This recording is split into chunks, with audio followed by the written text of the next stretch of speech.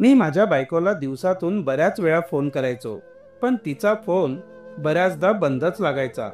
ऑफिसमध्ये फोन केला तर तिथला स्टाफ म्हणायचा की मॅडम येऊन लगेच बाहेर निघून गेल्या. पुन्हा फोन केला तर ते म्हणायचे मॅडम अजून आलेल्याच नाहीत.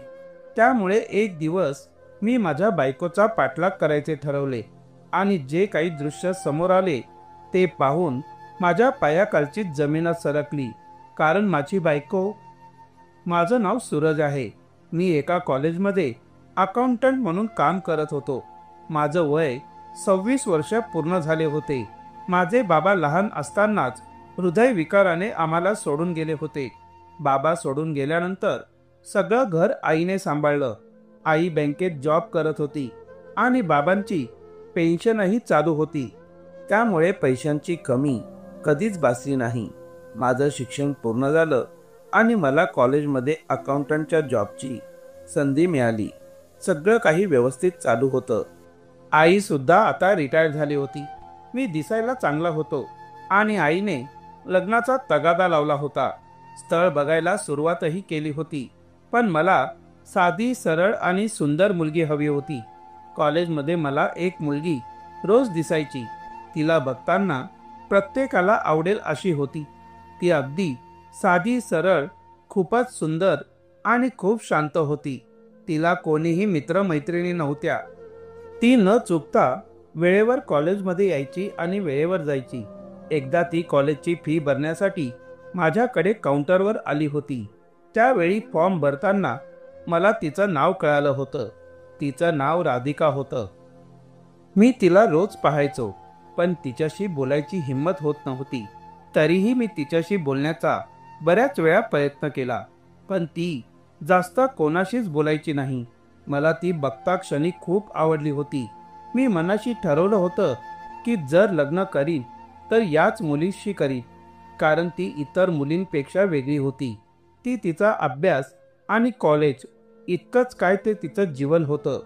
एक दिवस मी सरळ तिच्याशी बोलायचं ठरवलं, पण तिने त्यावेळी नकार दिला. तिच्या वर्गात शिकवणारे एक सर माझ्या ओळखीचे होते. त्यांच्यासोबत मी तिला बोलताना बऱ्याच वेळा पाहिलं होतं. कॉलेजमध्ये जितके ती त्या सरांशी बोलायची तितके राधिका इतर कोणाशीही बोलत नव्हती. एकदा वेळ पाहून मी त्या सरांना विचारलं, ती मुलगी नेहमी इतकी शांत का असते? कोणाशी बोलत का नाही? त्यावर सरांनी मला जे उत्तर दिले ते ऐकून मी स्तब्ध झालो. सरांनी मला सांगितलं, अरे ती या जगात एकटीच आहे. तिला आई वडील नाही, तिचे दुसरे कोणीही नाही. एकटीच राहते बिचारी, पण अभ्यासात मात्र खूप हुशार आहे. सरांचे बोलणे ऐकून आता राधिकाने माझ्या मनात घर केले होते. माझ्या मनात तिच्याबद्दल प्रेम आणि आदर दोन्हीही वाढले होते. आता माझ्याकडून राहिले जात नव्हते. मी क्षणाचाही विलंब न करता लगेचच राधिका जवळ गेलो आणि लग्नासाठी मागणी घातली. पण राधिकाने सरळ सरळ नकार दिला. मी 2-3 वेळा विचारले, पण ती होकार देतच नव्हती. मी खूप दुःखी झालो, पण मी हार मानली नाही. मी राधिकाबद्दल कॉलेजमध्ये चौकशी केली असता तिचे कुणाशीही प्रेम प्रकरण काहीही नव्हतं. मी शेवटी त्या सरांकडे गेलो. त्यांना राधिकाबद्दल सर्व हकीकत सांगितली आणि माझे राधिकावरचे प्रेम किती आहे हेही पटवून दिले. मी सरांना म्हणालो, सर, मी राधिकावर जीवापाड प्रेम करतो. माझ्यासाठी तुम्ही राधिकाला विचारता का? मला राधिकासोबत लग्न करायचं आहे. मी तिला खूप खुश ठेवीन. सरांनीही होकारार्थी मान हलवली. सरांनी माझ्या सांगण्यानुसार लगेचच दुसऱ्या दिवशी राधिकाला बोलावून घेतले आणि माझ्याबद्दलचे तिचे मत विचारले. राधिका म्हणाली की मला लग्नच करायचं नाही. सरांनी राधिकाला खूप समजावण्याचा प्रयत्न केला. मुलगा खूप चांगला आहे. त्याचा स्वभाव देखील खूप चांगला आहे. तो खूप प्रेम करतो तुझ्यावर. पुन्हा एकदा शांतपणे विचार कर. मी सांगतोय म्हणून तरी एकदा विचार कर. ते सर राधिकाची कॉलेजची फी पण भरायचे. त्यामुळे त्या सरांचं तिच्यावर खूप उपकार होते. त्यावर राधिका म्हणाली, मी उद्या सांगते सर. मी त्या दोघांचं बोलणं गुपचूप ऐकत होतो. आता राधिकाचे उत्तर काय असेल याची जास्त उत्सुकता लागली होती. जितकी उत्सुकता तितकीच जास्त मनाला भीतीही वाटत होती की जर राधिकाने लग्नासाठी नकार दिला तर. या विचाराने माझ्या मनात काहूर माजवला होता. मला रात्रभर झोप लागली नाही. कधी एकदाची सकाळ होते आहे आणि कधी मी कॉलेजला जाऊन राधिकाला भेटतोय असं झालं होतं. दुसऱ्या दिवशी सकाळी मी लवकर कॉलेजला पोहोचलो. नेहमीप्रमाणे राधिका देखील कॉलेजला वेळेवर पोहोचली आणि आल्या आल्या त्या सरांकडे गेली. मीही तिच्या मागे हळूहळू जात होतो. आता मात्र माझ्या छातीत दडदड वाढली होती. तिच्या उत्तराने माझे आयुष्य बदलणार होते. मी हळूहळू बाहेर कान लावून ऐकत होतो. राधिका सरांना म्हणाली, सर, मी त्यांच्यासोबत लग्नाला तयार आहे, पण माझ्याकडून यांना फक्त मीच मिळेल. मोठं लग्न किंवा साधं लग्नही मी स्वतः करून देऊ शकत नाही, कारण माझी ती परिस्थितीही नाही. सर लगेचच म्हणाले, अगं राधिका, त्याची काहीही गरज नाही. तो मुलगा खूप चांगला आहे, तो सगळं सांभाळून घेईल. इतके ऐकून राधिका सरांच्या केबिनमधून बाहेर आली. मी दरवाजातच उभा होतो. मी राधिकाकडे पाहतच होतो. माझ्या आनंदाला सीमाच उरली नव्हती. मी खूप खुश होतो. मी लगेचच राधिकाला म्हणालो, तुला काही विचारायचं असल्यास तू मला विचारू शकतेस. राधिका म्हणाली, काही नाही, पण हो, लग्न झाल्यानंतर जर तुम्हाला दुसरी कोणी आवडली तर तुम्ही मला सोडून तर जाणार नाही ना. राधिकाचा असा प्रश्न ऐकून मी आश्चर्यचकितच झालो की राधिकाला असा प्रश्न का पडला असावा. मी लगेचच राधिकाला म्हणालो, हे असं होणं अशक्य आहे. असं कधीच होणार नाही. माझं तुझ्यावर खरं प्रेम आहे. हे ऐकून राधिका तिथून निघून गेली. दुसऱ्या दिवशीच राधिका, मी, आई, सर आणि माझे 2-3 जवळचे मित्र एका मंदिरात गेलो आणि तिथे जाऊन लग्न केले. मी खूप खुश होतो आणि माझी आई देखील तितकीच खुश होती, कारण राधिका होतीच तितकी सुंदर, साधी आणि सरळ. आज माझ्या आईला घरातील सोबती मिळाली होती. मी राधिकाला समजावून सांगितले, हे घर कालपर्यंत आमच्या दोघांचे होते, पण आजपासून तुझे देखील आहे. हे घर कसे सांभाळायचे आता ते तू बघ. तुला काहीही मदत लागलीच तर मी आहेच. आज आमच्या दोघांची पहिलीच रात्र होती. आज मी स्वतःला खूप नशीबवान समजत होतो, कारण माझे पाहिलेले स्वप्न सत्यात उतरले होते आणि ते माझ्या समोरच होते. असं खूप कमी लोकांच्या बाबतीत घडतं की आपण ज्याच्यावर प्रेम करतो त्या व्यक्तीसोबतच आपलं लग्न होतं. मी त्यातलाच एक होतो, पण राधिका मात्र थोडी नर्वस वाटत होती. मी राधिकाला हळूच मिठीत घेतले आणि म्हणालो, काहीही काळजी करू नकोस, कोणतेही टेन्शन घेऊ नकोस. मी नेहमीच तुझ्या सोबतच राहीन. तरीही ती तिच्याच काहीतरी वेगळ्या विचारात असल्यासारखी वाटत होती. मी तिला खूप प्रेम दिले. आता राधिका आणि मी दोघेही एक झालो होतो. राधिकाचे आता ग्रॅज्युएशन पूर्ण झाले होते. आता राधिका देखील माझ्यावर खूप प्रेम करायची. आई सुद्धा तिच्यावर खूप प्रेम करायची. तिला आईची कमी कधीच होऊ दिली नाही. आईलाही सुनेच्या रूपात एक चांगली मुलगी मिळाली होती आणि राधिकाला देखील आईचं प्रेम मिळालं होतं. सगळे काही अगदी सुरेखपणे चालले होते. राधिकाला आता बाहेर जॉबला जायचं होतं. ती मला पहिल्यापासूनच म्हणायची, मला बाहेर जॉब करायचा आहे. आईलाही काहीच हरकत नव्हती. मी राधिकासाठी एक छान जॉब शोधला होता. राधिकाच्या जॉबचा आज पहिलाच दिवस होता. माझा संसार खूप चांगला चालला होता. मी राधिकाला बेस्ट ऑफ लक केलं. आज राधिका खूप खुश होती. मी राधिकाला म्हणालो, चल, मी आज तुला जॉबवर सोडतो. तर ती लगेचच म्हणाली, नको, मी माझी जाईन. असंही तुमचा जॉब एकीकडे आणि माझा जॉब दुसरीकडे आहे. माझ्यामुळे तुम्हालाही उशीर होईल. मी म्हणालो, ठीक आहे मग. पण राधिका अर्धा तास अगोदरच घरातून बाहेर पडली होती. मी विचार केला, आज पहिलाच दिवस आहे म्हणून कदाचित गेली असेल लवकर.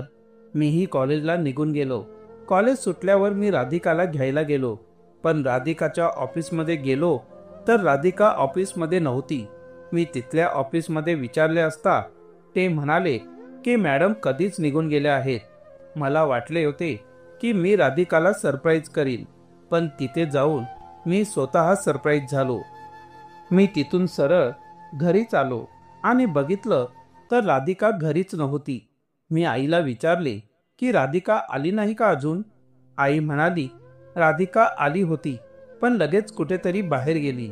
मी लगेचच राधिकाला फोन लावला तर राधिकाचा फोन घरीच वाजत होता. राधिका फोन घरीच ठेवून कुठेतरी बाहेर गेली होती. आता आम्ही दोघेही राधिकाची वाट पाहत होतो.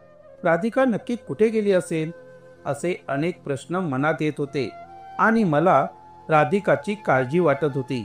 माझं मन कशातच लागत नव्हते. इतक्या दिवसात राधिका विना राहण्याची ही पहिलीच वेळ होती. तेवढ्यात मला राधिका येताना दिसली. काय ग, कुठे गेली होतीस आणि तुझा फोनही घरीच ठेवून गेली होतीस. मी काळजीपोटी राधिकाला प्रश्न विचारत होतो.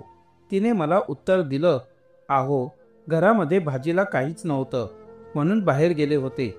मी ठीक आहे म्हणालो आणि रात्रीचं जेवण आम्ही एकत्र जेवलो. त्यानंतर मी आई आणि राधिका सोबत खूप गप्पा मारल्या. आई म्हणत होती की आता मला लवकरच नातू पाहिजे. आम्ही दोघेही एकमेकांकडे पाहून हसत होतो. राधिकाचे हसणे माझ्या मनाला खात होते. राधिका दिसायला खूप सुंदर होती. मी राधिकाच्या कानात हळूच म्हणालो, आवरून लवकर रूममध्ये ये. ती गालातल्या गालात हसली आणि हळूच होकार दिला. दुसऱ्या दिवशी नेहमीप्रमाणे आम्ही दोघेही कामावर जायला निघालो. आज राधिकाला जाता जाता मी तिच्या ऑफिसला सोडले आणि मी कॉलेजला गेलो. दुपारच्या जेवणाची सुट्टी झाली होती म्हणून मी जेवण करण्याआधी राधिकाला फोन केला तर तिचा फोन बंद येत होता. मी ऑफिसच्या फोनवर फोन केला तर ते म्हणाले की आज राधिका मॅडम ऑफिसला कामावर आल्याच नाहीत. मला हे ऐकून शॉकच बसला. कुठे गेली असेल ती नक्की. सकाळी तर मी स्वतः तिला ऑफिसला सोडून आलो होतो. मग ही ऑफिसला न जाता नक्की कुठे गेली असेल. मी जेवण करायचंही सोडून दिलं आणि सरळ घरीच गेलो. बघतो तर काय, राधिका घरी सुद्धा नव्हती. मी ठरवलं होतं की राधिका घरी आल्यानंतर तिला जाब विचारायचाच. राधिका तिच्या रोजच्या कामाच्या वेळेला घरी आली, जणू काही काम करूनच घरी आल्यासारखी. मला राहवलं नाही आणि मी तिला लगेच विचारलं, राधिका तू आज ऑफिसमध्ये नव्हतीस, नक्की कुठे गेली होतीस. मी असा अचानक विचारलेल्या प्रश्नांनी राधिका घाबरली आणि तिच्या तोंडालाही शब्द अडकल्या गत झाले. तिने घाबरूनच उत्तर दिलं, अहो जरा बाहेरचं काम होतं. सरांनीच बाहेर पाठवलं होतं. स्टाफला काहीही माहीत नसतं. माझ्या मनात आता राधिकाबाबत संशय वाढला होता. मी ठरवलं होतं की मला उद्या राधिका ऑफिस सोडून नक्की कुठे जाते हे पाहायचं आहे. कारण राधिकाच्या बोलण्यामध्ये मला खोटेपणा स्पष्टपणे जाणवत होता. सकाळी उठून राधिका आपल्या नेहमीप्रमाणे वेळेवर तयार झाली आणि आजही मी राधिकाला तिच्या ऑफिसला सोडले आणि मी निघालो. मी पुढे जाऊन लपून बसलो आणि राधिकावर लक्ष ठेवत होतो. मी पाहिलं की राधिकाने ऑफिसची पायरीही चढली नव्हती. तिने थेट रस्त्यावरून रिक्षा पकडली आणि कुठेतरी जाण्यास निघाली. माझ्यासाठी हे सर्व शॉकच होते, पण मीही तिच्या पाठीमागे गाडी घेतली. राधिकाने रिक्षा अशा ठिकाणी थांबवली होती जिथे फक्त झोपड्या होत्या.